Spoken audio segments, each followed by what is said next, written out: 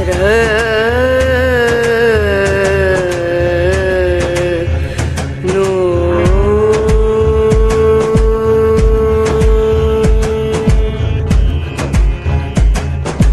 राधे। जय माता की भक्तों, आप सभी का स्वागत करती हूँ स्पिरिचुअल ज्ञान साधना में।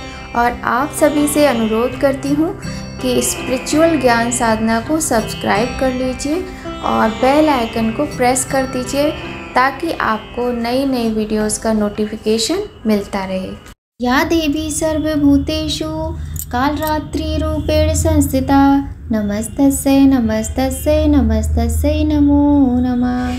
जय माता की। सभी लोग प्रेम से जोर से अपने अपने घर में बैठे हुए जयकारा लगाइए। बोलिए शेरा वाली मैया की जय।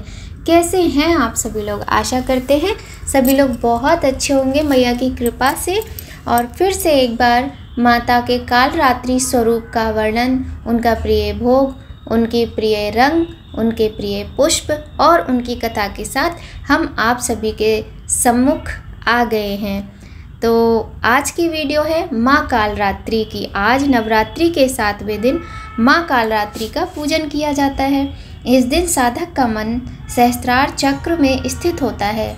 ये माँ दुष्टों का संहार करती हैं। इनका रूप देखने में अत्यंत भयंकर है, परंतु ये अपने भक्तों को हमेशा शुभ फल प्रदान करती हैं, इसलिए इन्हें शुभंकरी भी कहा जाता है। इनका वर्ण काला है व 3 नेत्र हैं। माँ के केश खुले हुए हैं और गले में मुंड की माला धारण करती हैं। ये गर्दभ यानी गधे की सवारी करती हैं। इनके नाम का उच्चारण करने मात्र से बुरी शक्तियाँ भयभीत होकर भाग जाती हैं। तो आइए जानते हैं माँ कालरात्रि की कथा।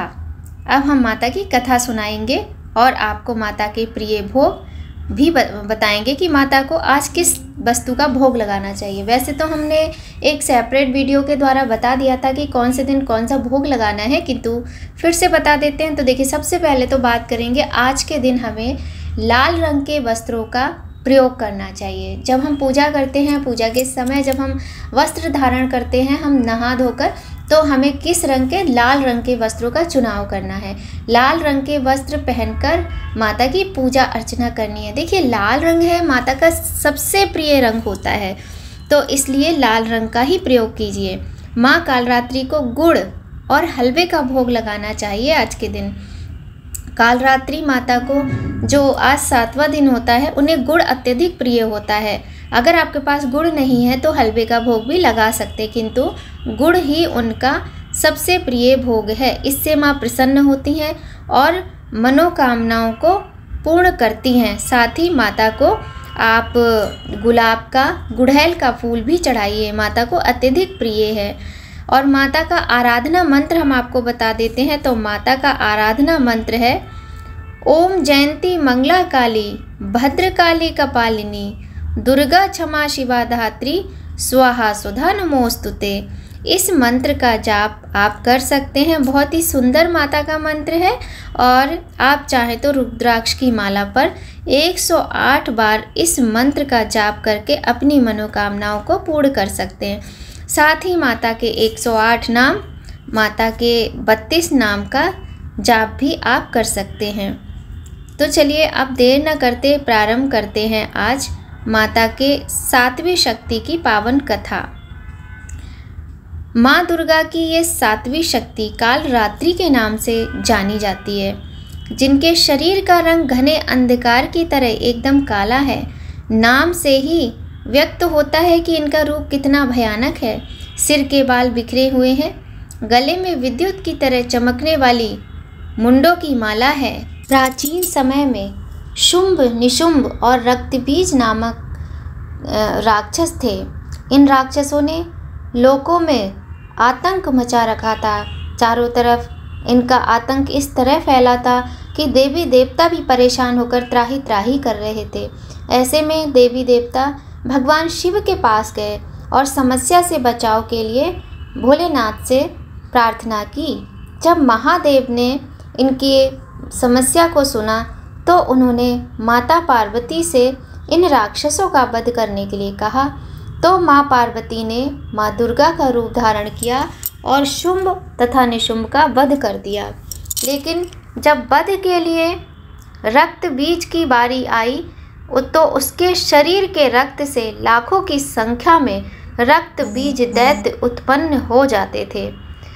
जहाँ एक राक्षस का वध होता था, वहीं उसके रक्त से अनेकों संख्या में नए नए राक्षस उत्पन्न हो जाते थे, क्योंकि रक्त बीज को वरदान मिला हुआ था कि अगर उसके रक्त की बूंद धरती पर गिरती है तो उसके जैसे और दानव उत्पन्न हो जाएंगे। ऐसे में माँ दुर्गा ने अपने तेज से माँ कालरात्रि को प्रकट किया। इसके पश्चात माँ दुर्गा के कालरात्रि स्वरूप ने चमत्कार दिखाया। माँ दुर्गा ने रक्त बीज का जैसे ही वध किया, वैसे ही माँ कालरात्रि ने उसके शरीर से निकलने वाले रक्त को जमीन पर गिरने से पहले ही अपने मुख में भर लिया। इस तरह रक्त बीज का अंत हुआ। तो ये है माँ कालरात्रि की कथा। इस तरह से माँ कालरात्रि का प्रादुर्भाव हुआ था। माता ने राक्षसों का वध करने के लिए अपने ही स्वरूप को प्रकट किया, जो कालरात्रि कहलाई। माँ कालरात्रि की उपासना करने से जितनी भी नेगेटिव एनर्जीज़ होती है, हमारे घर में नकारात्मकता भरी होती है, सब खत्म हो जाती है और जो शत्रुओं का भय होता है उससे भी मुक्ति मिलती है। भले ही माँ का रूप इतना भयावह हो, किंतु माँ अपने भक्तों के लिए सदैव ही दयालु रहती हैं। उनका हृदय दया, करुणा और ममता से भरा रहता है। माँ परम कृपालु और दयालु हैं। माँ कालरात्रि का बड़े ही प्रेम से पूजन करें, उन्हें मनाएं। उनसे भयभीत होने की आवश्यकता बिल्कुल होती ही नहीं है। माँ सभी के मनोरथों को पूर्ण करती हैं। तो इस तरह से आज की वीडियो में हमने माँ कालरात्रि की कथा सुनी। अगर वीडियो आपको थोड़ी भी पसंद आए तो लाइक अवश्य ही कीजिएगा। साथ ही चैनल को सब्सक्राइब भी कर लीजिए। अगर किसी को भी आप चाहे अपने मम्मी पापा भाई बहन फ्रेंड्स किसी को भी अगर आपको अच्छी लगती है तो आप किसी को भी वीडियो शेयर कर सकते हैं। आपके शेयर करने से, आपके लाइक करने से बहुत अधिक मोटिवेशन मिलता है। तो मिलते हैं आपसे इसके बाद फिर से बहुत सुंदर वीडियो में बहुत जल्द। प्रेम से एक बार जयकारा लगाई, बोलिए शेरा वाली मैया की जय। राधे राधे।